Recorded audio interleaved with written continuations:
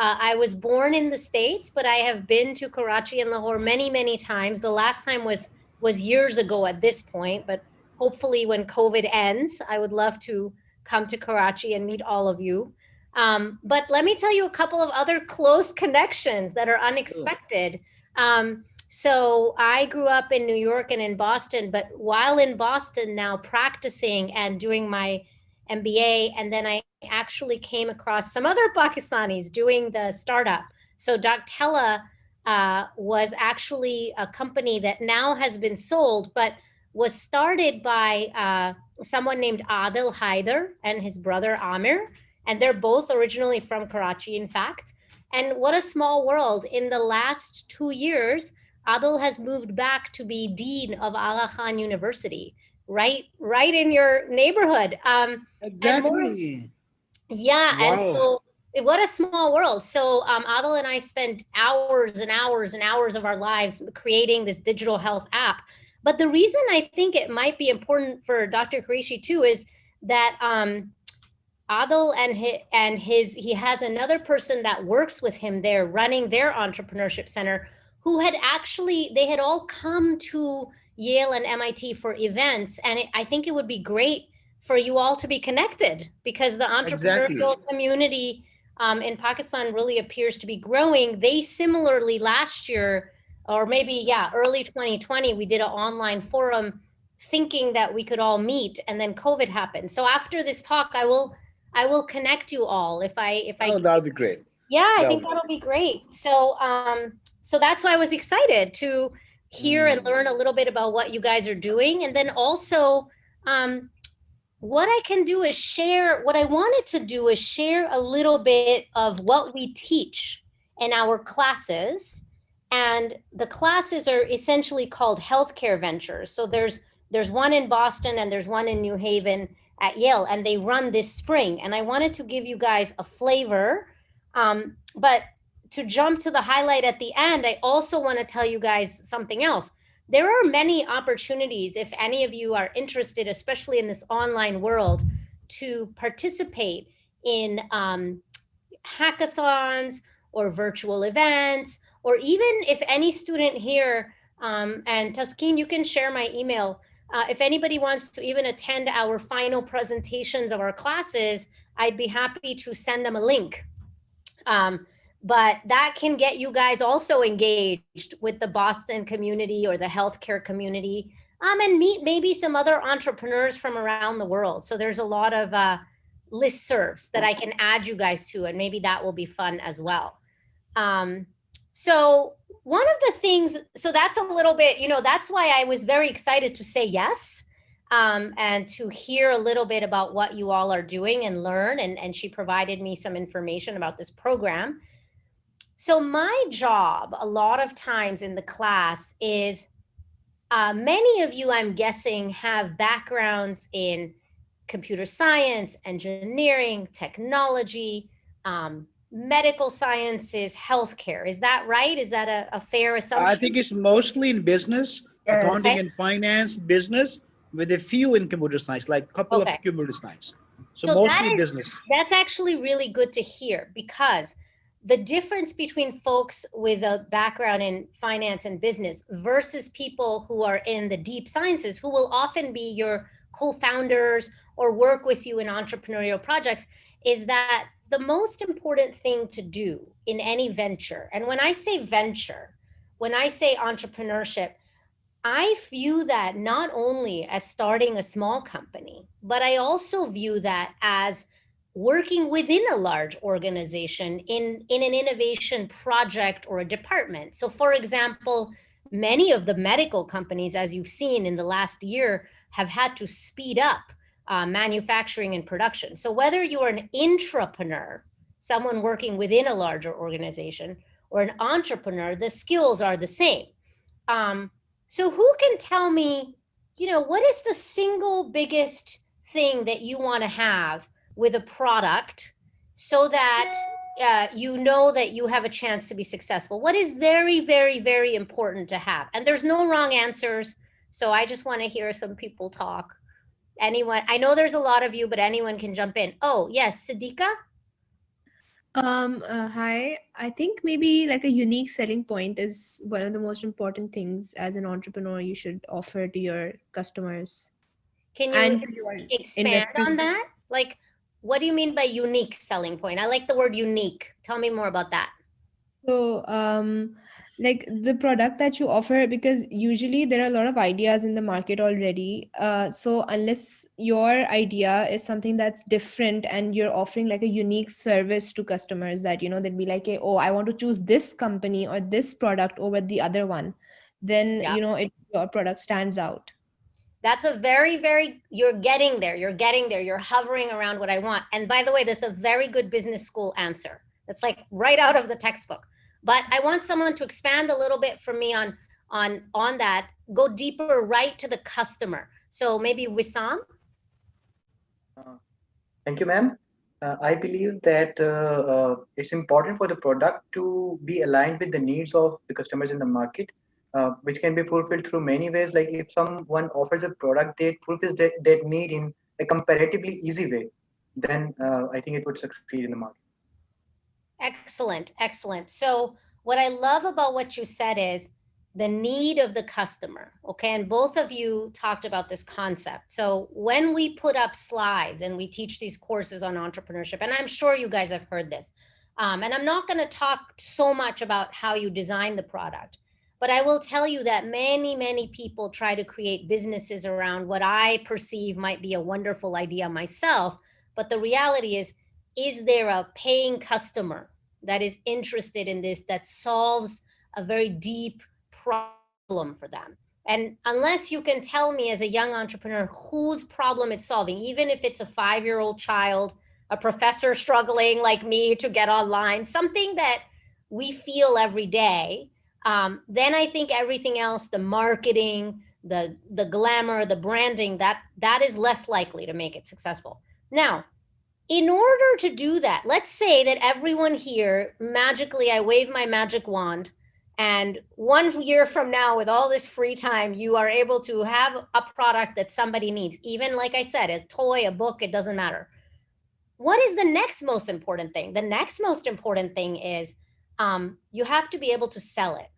And selling your story, and selling yourself, selling the idea, presenting well, is often what I find is a big skill that entrepreneurs lack. They're so busy working on the product, designing the perfect prototype, making the perfect device. And if they could just make the device a little more perfect, they think everyone will buy it.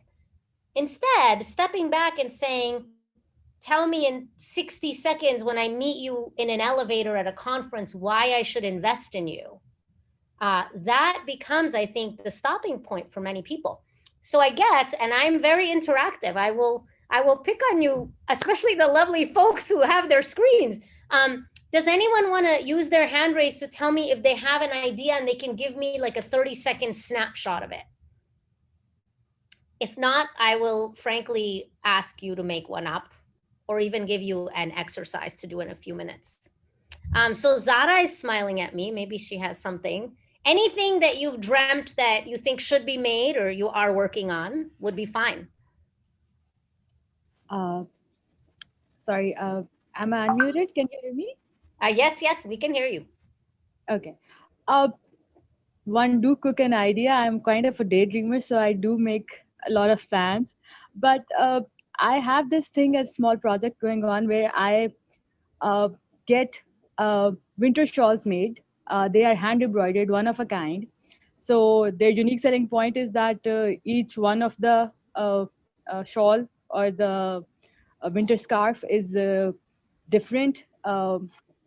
It's one of a kind, but then it's a small scale project, so that's the problem that hinders it. Uh, that's But I my didn't, idea. wait, wait, That wait. So now here's what I'm going to do. Here's the little exercise. yeah. So what I want Zara to do while I'm talking to Wissam, who I think raised his hand, he's enthusiastic. He has an idea. I'll get to in a minute. So for Zara, I want you to sell that to me again in a few minutes. We'll come back to you. And I want you to tell me why are the reasons I should pay you right now $100 for this shawl. Why is it the best, warmest, and believe me, winter shawls are perfect for COVID because we only have outdoor dining in Boston at this point. So instead of saying, because what you did is you started with, let me give you some tips. You started at a good place. You said they're one of a kind, they're wonderful. You need to be more descriptive. But then you went into the negative. Well, I don't know how many I can produce, and it's a small scale. As an investor or as a fan of your product, I don't need to know the problems. I will ask you. So I'm going to come back to you and I want you to pitch to me in 60 seconds, just like the best shawl selling on Shark Tank that you can imagine. Okay, so we'll come back to you. So Wissam, tell us about your idea. Now the bar is a little higher for you, huh? Yeah. Thank you, ma'am. It's an idea that we discussed. I discussed this idea with one of my friends. Since there were lots of problems regarding harassment in the country and all around the world, so we decided to come up with an application in which there would be friends listed. There must be a list of the close friends, and if somebody felt to be in danger or irritated, they could just tap on a button, and then the close friend would just come and rescue that person from that place. Then the idea on the national level or on a bigger level, the idea was to link many people. Like if someone gets into such a difficult situation, then she can send her location or her to the people who have signed up, and there may be some people who just come to help that person. Okay, So I'm it going to was kind stop of an you there. I'm going anti-harassment. to stop you there. So I'm also going to come back to you. I'm going to go to Alize and then I hope I'm pronouncing her name right. And then I'm going to come back to Zara in a second. So Wissam, I love it. Believe it or not, this exact idea of being either at a party that you're not comfortable, at a place in a college campus where you don't want to be there anymore, has been proposed by some of, like one of our best students a few years ago at Yale. It has been a startup at MIT. I think in both situations, it was very interesting. The college campuses claimed, of course, that no one feels unsafe. Their campus is completely safe, and why would anybody need this? But the reality is, it was tough to take forward. But I want you to tell me it again in a few minutes as a story. Like, I am that person standing somewhere feeling uncomfortable.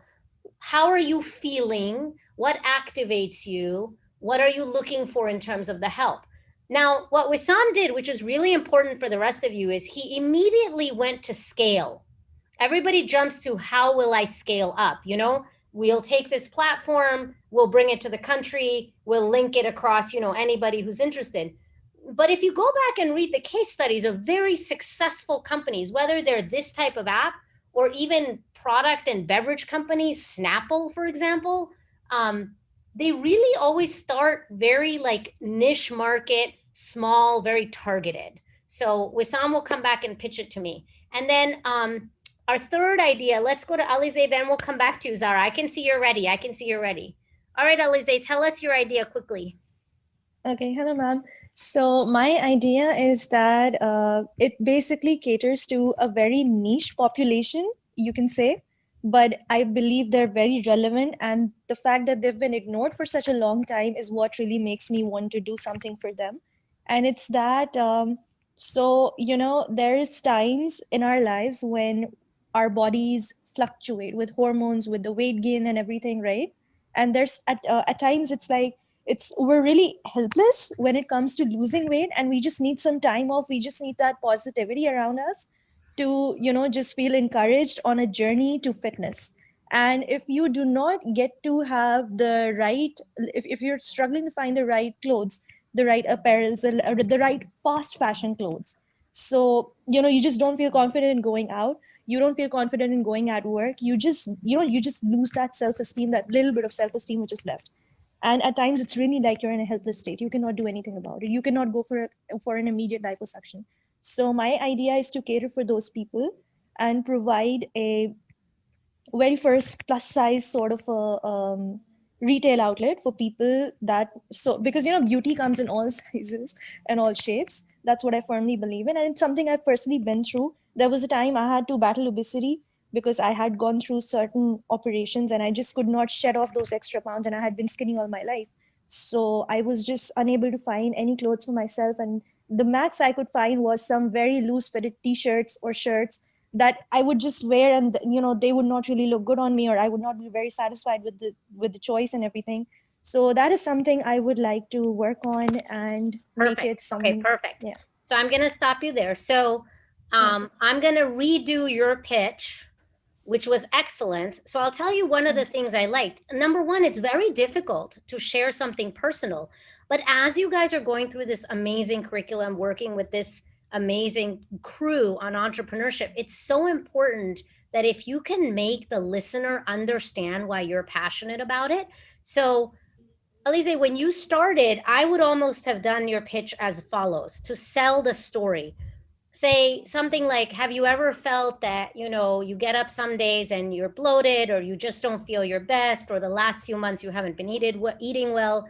Then you can say something like, I've been there, believe it or not, years ago, having been overweight, having had surgeries, having gone through this, it was so hard for me to find good, fashionable clothes. Immediately, the listener is hooked because they're looking at you and going, oh my gosh, this thin girl, she had weight issues. I have weight issues. I can't believe it. You're starting to relate.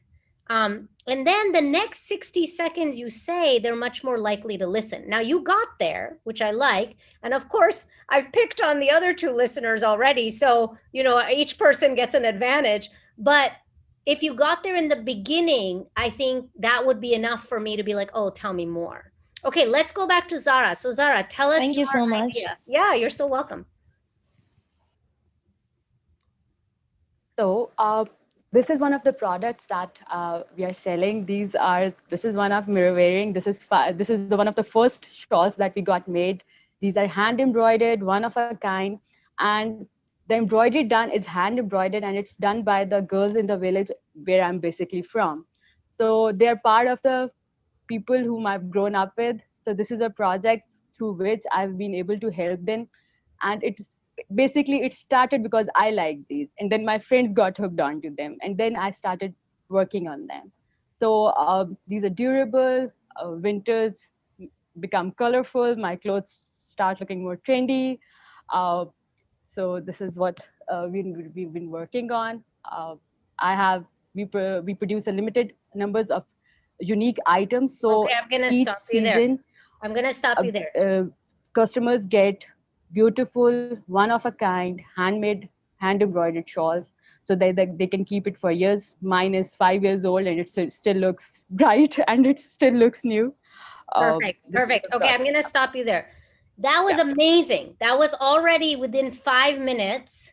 So much more interesting. Oh gosh. Forget about Pakistan. Everywhere in the world, people more and more with this pandemic are feeling the pain of big companies are basically out to screw us, like jobs are being lost, and here you are, you're trying to help the girls in the village make money by something that's handmade. You're giving back to the community. You're hitting a lot of touch points. Here, wear this beautiful embroidered shawl. What you can do is you can show it, so like little tips. I mean, probably honestly, Zara, if you in the next few days got one of your computer science colleagues in the group and put a website, you probably start, if you're not already selling them, you could start selling them. And what you could do is you could show the embroidery. You could say, so and so made this one, I can get it in different colors. And then you can say, listen, I have to charge a little more because each of these is special order, and I only have a few to sell, and each one is unique for you. So the second time around, I was so interested, and maybe I didn't need a shawl, maybe I needed a shawl, but suddenly I'm buying a product feeling like it's socially conscious. And then the last part you hit on was very important because you said you basically talked about accessorizing, right? You said, I'm not trying to replace the clothes that you're wearing. I'm just giving you a nice accessory that you can use, like, okay, so it's multi-purpose. If it's cold and windy outside, you can use it. If you're going to the masjid, you can use it. If it's Ramadan and you're going to a party, you can use it. So now you put all these scenarios. So that was excellent. Excellent. The last comment I have is, of course, then when you got nervous, as we all get nervous, you started down the limitations road again. Oh, but I only have 12, so don't order too much, guys. And if I you tried guys to stop remember, myself. No, go ahead. Go ahead. I try to stop myself there from going to that path. I just try to hold it in, but that It that comes came out. out, and it's good nervousness, because the reality is you're going to, if tomorrow you put it on a website and you even sold it to classmates and friends at your school, you will run out, right? You'll just run out very quickly. But you know what? That's okay. Then you will learn about supply chain, and in all the other sessions that you're doing, you'll understand, okay, maybe I keep like one, or how many do I keep in my inventory? But this is a great way to launch a business without a lot of time, money, and effort, because you have the connections. All right, let's go back to Wissam. Okay, thank you, ma'am. So sometimes we all get into situations where we don't want to be. God forbid, there can be some very negative experiences in life. A person can be in a very bad situation. So what we have come up with is an application through which, when you get stuck in such a situation where you have unwanted people, or where you just don't want to go out from that situation, then you can use our application for a single tap, and your friends or your peers may come up and take you out of that situation. So it can help you great with your life. That's perfect. So what I like about that is, um, okay, actually, you know what? Instead of me critiquing it, how about we have Zara or Alize critique it? Because I think I know exactly what I would say. But what do you guys think about this pitch? And by the way, these entrepreneurship classes, one of the things that we try to do, and I'm sure you guys have this too, is this is your safe space, right? These are the people in this group, for example, that you should be able to keep refining your pitch with, who can be very honest and give you feedback, but it's not an actual investor or somebody in the outside world. So, yeah, I'm curious to see what these ladies say about your pitch. Don't feel Uh, shy. Okay, go ahead, Zara. uh, so I would just that's it. The pitch lacks information with regards to how I'm gonna access the data, how my information is gonna be processed, because if that app requires how you gonna use it, how will I feel safe using that app as well? Okay, Because perfect. Let me stop you there. That's exactly right. I'll tell you, Wissam, what's the most important part of what she felt is she said at the end, yes, the pitch lacks personalization. Okay, when you gave the pitch the first time, you told me a little bit more about how it will work. So I think some of that you can bring back in and you can be more specific. But the most important thing that you need, because let's be honest, if you gear this and say, look, I want women that are in environments to feel safe, for example, why would Zara or me want to give you our personal information in this app? What makes us feel that you are going to keep us safe? Because that's what's going to help have people give you our data, right? Because you could just be a creepy guy that's looking for data, right? With this app. So the reality is, it could be an example, it could be a story. You could have a few people that say, look, we're going to start this in this school, for example, or we're going to start it only in Karachi, only in these areas of Karachi, and here's our first 30 users. Something like that. I think you hit the nail on the head, but that is an excellent progress. And then I'll give you guys some other tips, but there's a few people that raised their hand that are very excited. So I want to hear from Yasmin, and then there was somebody else. So if you have an idea, oh yes, Saad. Okay, I'll come to you next. So Yasmin first.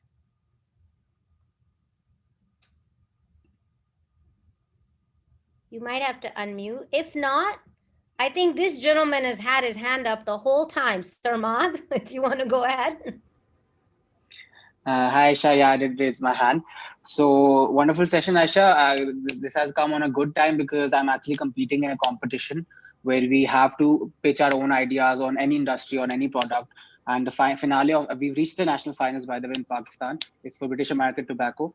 Oh, And yeah, so our final is on 26th. So basically, the idea is that it's for Alzheimer's patients, right?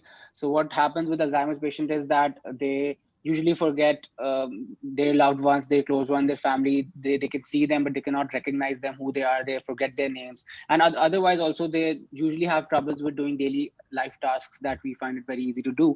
So what we have done is we've come up with with these smart glasses that has a 8 megapixel camera on sort of the frame of the glasses, and it has a little speaker here as well, and it has an AI chip in it. So it's AI enabled, it's artificial intelligence, so that glasses can help you recognize people, your loved ones, your close one, your daughter perhaps, and it tells you from the speaker, it tells you that, this person is your daughter, or this is the name of that person. So this is how it helps you remember names. And otherwise also it's AI enabled, so you can imagine like a Siri for Alzheimer patient. They can talk to the glasses. They can, for example, Alzheimer patients find it sometimes they know that they want to turn on the television, but they don't know how to do it. So they Okay, can ask the let glasses me how to do it. stop you here. Let me give you some tips. This is very interesting and excellent. So And a big topic. Alzheimer's is a big topic around the world, right? And I think, to be honest, in Asia, in Pakistan, in India, it's a big problem as people get yeah. older. So let me ask you a In just question. Pakistan, there are about 2 million Alzheimer patients. Yeah, do you know anyone with Alzheimer's?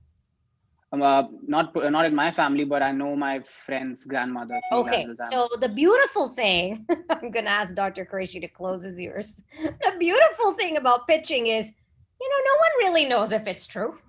So all you need is a 5-minute discussion with your friend whose grandmother has Alzheimer's. And I want you to present somewhere in that pitch, beginning, middle, or end, how you guys think that person feels, two ways. Okay, so there's the friend and the grandmother. Let's use that example. The grandmother is going to increasingly start to not want to go outside of the house because it's very socially isolating. If you go to a party and you don't remember any of your friends' names, you start to stop going, and then you get lonely, and then you get depressed. So 30 seconds on all of the impact on the elderly refusing to just go anywhere, right? That's what we find. Now let's talk about the friend. Imagine your grandmother, your mom, your dad no longer recognizes you and starts to get angry at you when they're not when their environment is unfamiliar. And how do you deal with that? Because especially, like, for example, in Pakistan, if you're living with an extended family, you have to come up with a system. So then you introduce your solution. So you talk a little bit about that emotional interplay, and then you say, what if in a discreet way, everybody wears glasses, what if in a discreet way for the early stage Alzheimer's? So the next Yeah, thing of you course. need is that you're not going to do somebody who has Alzheimer's to the point where it's unfixable. Unfixable. But when it first shows up, the doctor says, look, here's this great product. The family Googles, here's this great product that will allow my aunt or my grandmother to still come with us. And the glasses will have been pre-programmed, and like the grandson could have done that. So suddenly you've made a kind of a story that I can believe, because I know somebody with the problem. And then the last thing I would say is just the photo. Even when products are not completed, a little photo or a prototype to show that it's not, because you clearly love technology, right? But older people, they don't like to wear healthcare bracelets, arm things that, signal to the hospital, because it labels them that they're sick. So what you have to convince me of is, I'm not going to look weird if I'm a little old lady wearing these glasses. So even a picture. But otherwise, I think that's a very interesting and excellent idea. And I don't, what we do in our entrepreneurship classes is we tell you, assume that the technology works, because it's secondary.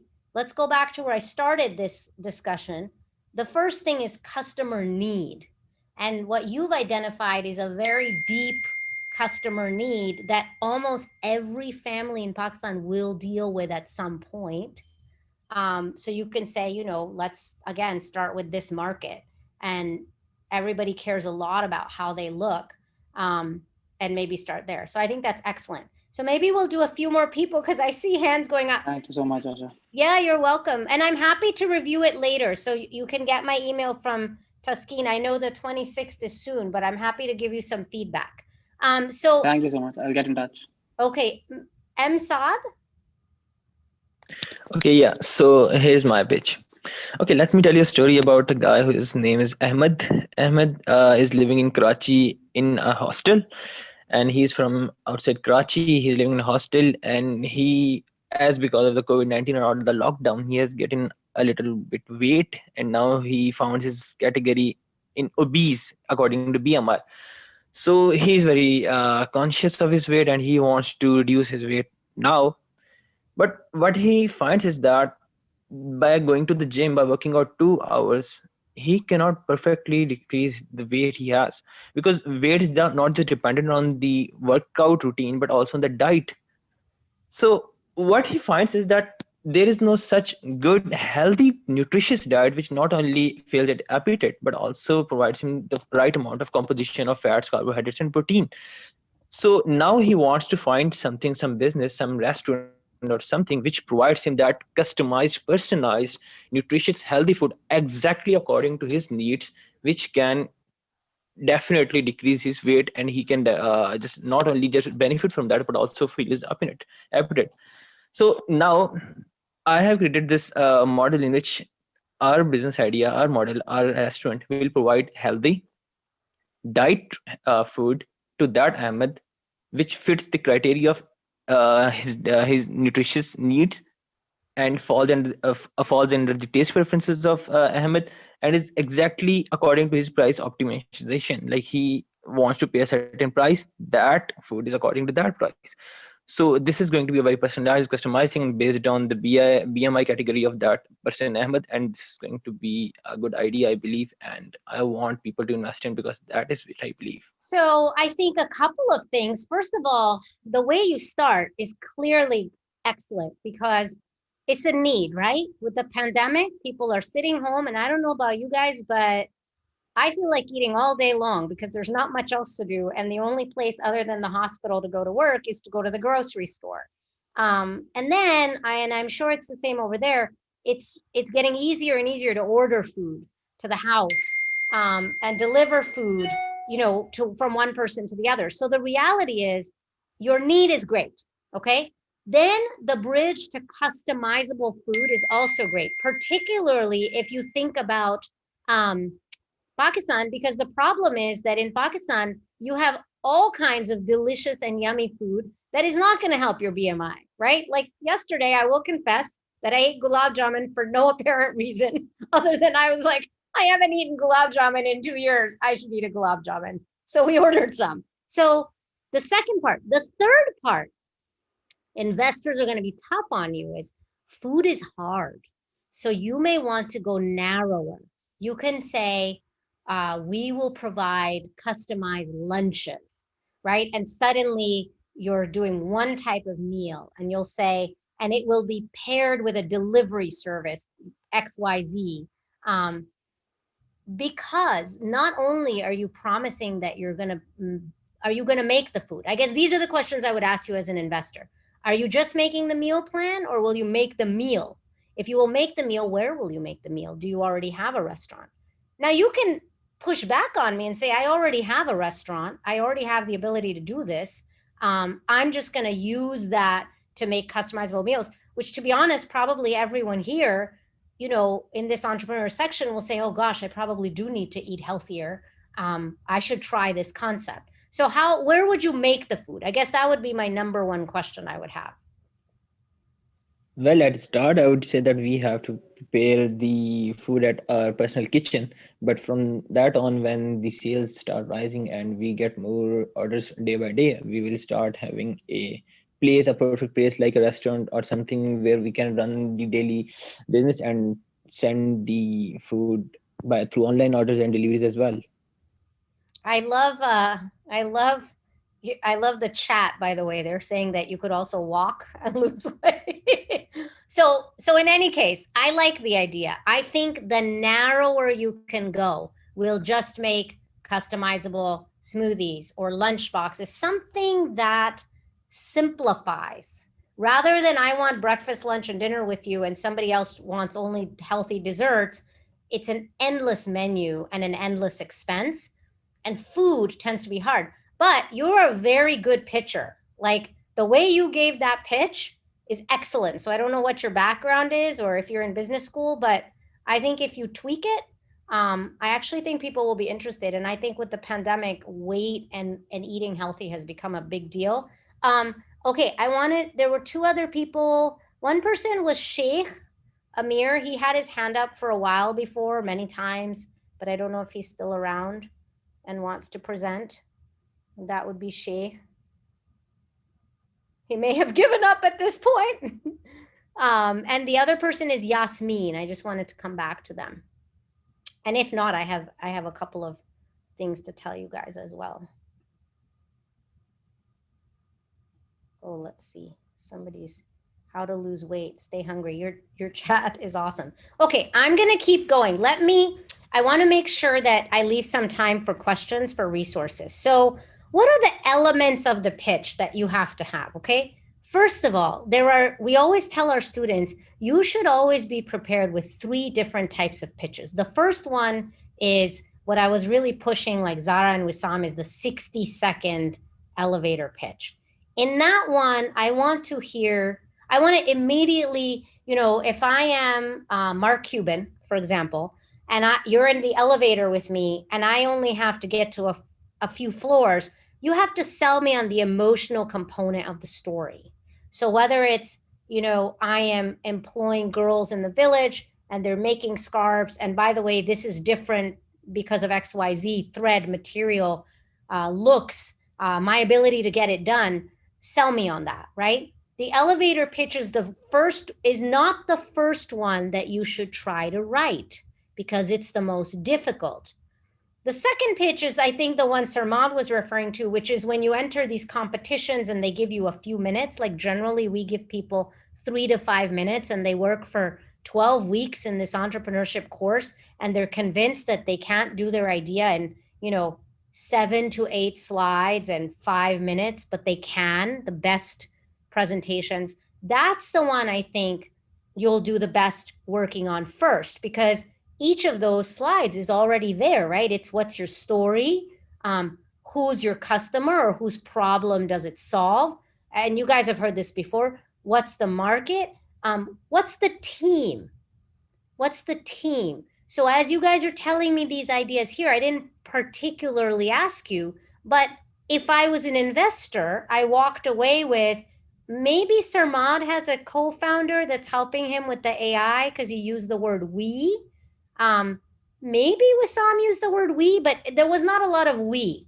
So solo entrepreneurs tend to do the least well. They tend to have, of course, the Steve Jobs of the world are so famous, but the reality is investors love to hear of at least 2 people. So if you have a team with divergent skill, bring that into your pitch. Hey, listen, I'm a doctor, so I don't code. I'm making a digital health app, not with Adil, who's another doctor, but with his brother, who's a computer engineer and has done this before and sold companies in the securities business, right? Then suddenly, as we were pitching to investors, we didn't look like 2 doctors trying to solve digital health, because nobody's going to fund that. So that, I think, is an important component. And then that's very correct. Sorry to cut you, but I just think that's very correct, because the team that we have, so I'm from a business school, I'm a marketing major, so I'm taking care of that side of the product, the marketing, the business idea itself. One of my friend, he's in NUST, he's becoming an engineer. He's become an engineer by now, so he's taking care of the AI and the technical side of the product. One is from a finance background, so she's taking care of the financial side of it. So it's good to have a diverse team taking care of bringing their own good side to the products. And the last thing is, I think it's important to be honest about what works and what doesn't work in the product. So no, investors actually don't usually need everything in the glasses to work, for example. They don't need the shawls to be, perfectly stitched. They don't need the app for safety that Wissam is talking about to be already made. But they need to know that you've spent some time, you have a decent prototype. If you've had a customer or 2, that's even more perfect, or at least people that have sort of put down a little money, like a Kickstarter format. So then this brings up humility. You have to balance the confidence of why you can do this business, right? The biggest thing in the pitch is that I felt like maybe Sarmad already has these glasses, even though I know they're very hard to make. And I've seen a lot of AI, and I, took a class with the guy that invented Google Glass, and it's terrible to use Google Glass, right? But if you convey the confidence, like, oh, don't worry about the technology, then you'll have a second conversation. In the second conversation with these competitions or these investors, they will go deep and they will ask you all the nuances of the technology. But to get to the second conversation, you do have to pitch yourself with a lot of confidence, which, to be honest, for the business folks is easier. I think probably I'm thinking, Shahid, for your folks that are in computer science, like we teach a course called Medical Software Design at Yale. And in that course, every kid is a computer scientist or a computer engineer. And they are doing great projects, entrepreneurial projects with the clinical faculty, but they are terrible at selling themselves because they want everything to be perfect before they think the world is ready to see it. So I think having that confidence and then balancing that confidence with, at the end, I know I don't know X, Y, Z, L. And that could be, I've never run a company before, but I've had some management experience. Let me tell you what it is. I know we need another technical co-founder that has to produce like the physical framework of the glasses, but we have a few people in mind. What that teaches the people that are listening to you is that we have this term, I'm sure Dr. Qureshi and Taskeen have it too. It's like you have to be coachable. All of you, I'm sure, have people that you're in classes with where you might give them feedback and they just don't hear you. And so you give them feedback again, they just don't hear you. In fact, to be honest, we have a lot of that in medical school. We have a lot of doctors that are, and nurses, not good at feedback, right? Because we're used to trying to be right. So if you come across, you know what you're doing, you've studied it, you have the time to carry it forward. And then the last thing I'll say is, but you're coachable and you understand that like there might be a lot to learn. That's the perfect combo. Okay. So now let me answer some questions. And then what I'll do after this presentation is I'll email Taskeen my email, but I'll also include some links and some slides around creating a pitch deck. And then that way you guys can use it and circle back. So I think Jahanzab, do you have a question? No, ma'am. You mentioned earlier about the clinical app, and as a CS student, you help them with it. So I along with two other colleagues or fellow students are working on a project, or an app to be specific, that is based on uh, healthcare. Like it's an app that would provide three different functionalities. One that would find the nearby doctors, and the other which will let you uh, uh, schedule your appointment. The third one is for video consultancy, and the fourth one which will provide them like we will provide them with a pharmacy. So my idea for this and the other people is that uh, I have a question for you, ma'am. How do you buy your medicines? No, I'm not going to. I know you're very good. So let me tell you what I like about what he just did. He used the question period to pitch. I like that. You always have to be pitching. So let me give you some feedback. Right now, what I'm hearing you say is all very interesting. It feels like it's too much functionality. You're not creating an app, you're creating a platform, right? You've got pharmacy, video consultation, finding a doctor. Each of those on its own could be a separate company. Many of those are companies that I've helped work with or helped build.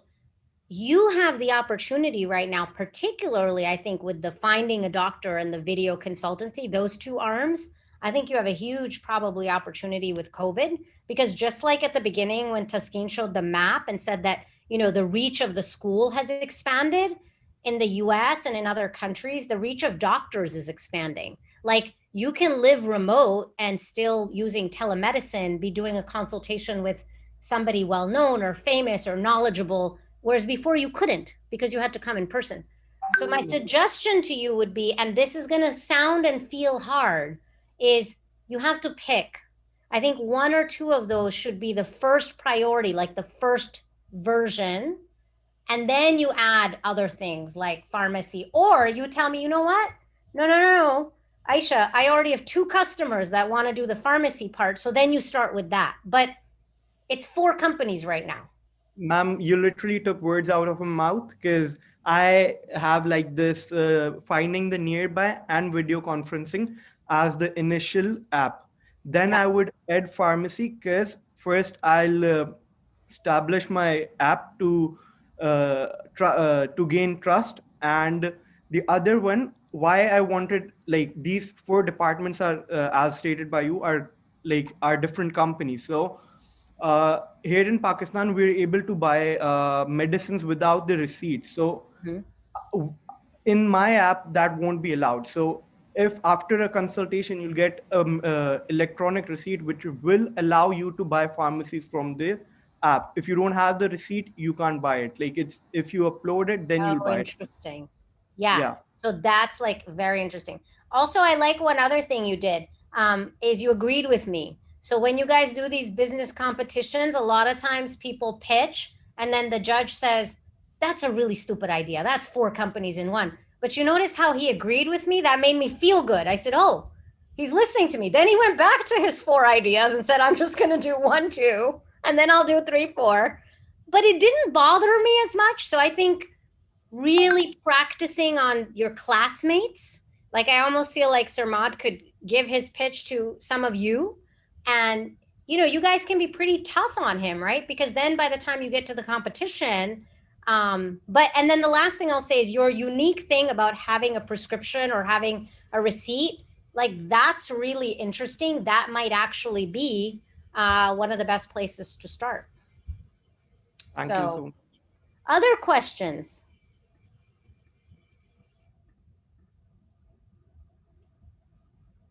So, Dr. Qureshi, is everybody the is it many of the students the goal is to try a entrepreneurial venture in some fashion, or does it not have to be? It's not required at this time. They're in Yeah. their fifth and sixth, seventh semesters. So we are talking about the entrepreneurial mindset. We think that entrepreneurial mindset can manifest itself in the form of a new startup, in the form of a entrepreneurial activity, in the form of helping their family business, in the form of some project social activity. So Yeah. as you see, entrepreneurship relates to some skill. So the business students, the BBA, and these accounting students, they're very early in the phase of development skills. So we can't expect that very few of them will be doing some businesses right away. Yeah. Most of them will be preparing for the distant future, maybe next 3 4 Yeah, and years. I think you raise a really good point, right?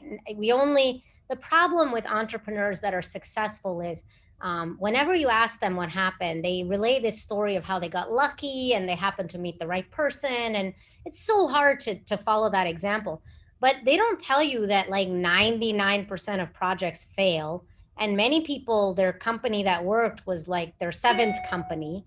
And then the last thing I'll say is I 100% agree that if you have an open mindset, an entrepreneurial mindset to solve problems, you'll just become somebody that no matter what job you're in, people come to you because you think differently and you're able to like find a different way to solve the problem.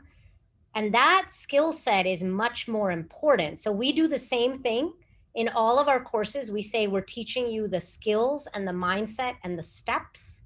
Um, we use the disciplined entrepreneurship text because I think similar to what you guys are doing, it's important, if we weren't in this entrepreneurial course right now, and you went out into the computer engineering faculty and you went out to the medical faculty, I think entrepreneurship is not really viewed as a discipline. And so we're trying to change that mindset to say there are a series of steps that everyone has to do when vetting an idea or bringing a product to market.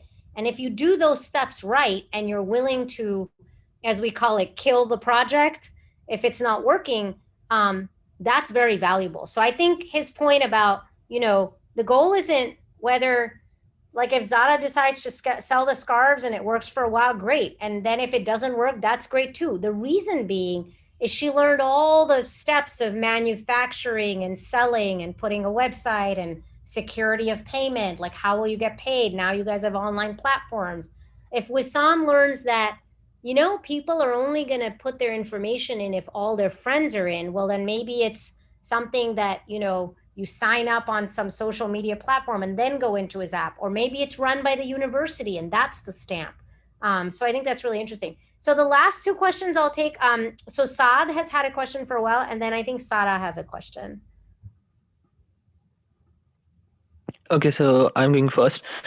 So, ma'am, you talked about that when you have identified the problem and you are searching for a solution, you have to assume that there is a technology that exists in a certain way, and you have to base your solution on that. What if that technology is impossible to achieve? For example, you have identified a problem, and the real problem in solving the issue comes right when you are trying to solve how to solve this problem. And that in that situation, if you take this big assumption, okay, let's say this certain technology exists, and then we can make our way in this certain amount of fashion. That doesn't happen in real life, does it? I don't know. It can. I mean, we've had, the greatest innovators in the world are the crazy people, right? Like the Elon Musks of the world, completely nuts. But if one day that man gets to Mars, maybe we won't think he's so nuts. So I can't really, I think for the majority of innovations, though, I think you're right. Looking in other industries for examples of technologies that you can adopt to solve your problem will save you a lot of time. So, for example, in the medical industry, we often used things from the airline industry, color coding, or the way that anesthesia machines come together is the same way that things in planes attach so that it's safe. That you can borrow from other industries is the fastest way to get a technology. And just a lot of times what we say at MIT is you just change the use case, right? But you don't have to like change the technology. So maybe that's a better place to start. And then let me go to Sara as well. Hello, ma'am. First of all, amazing session. I just wanted to try my elevator pitch if it's okay for you. Of course. Yeah, so, okay.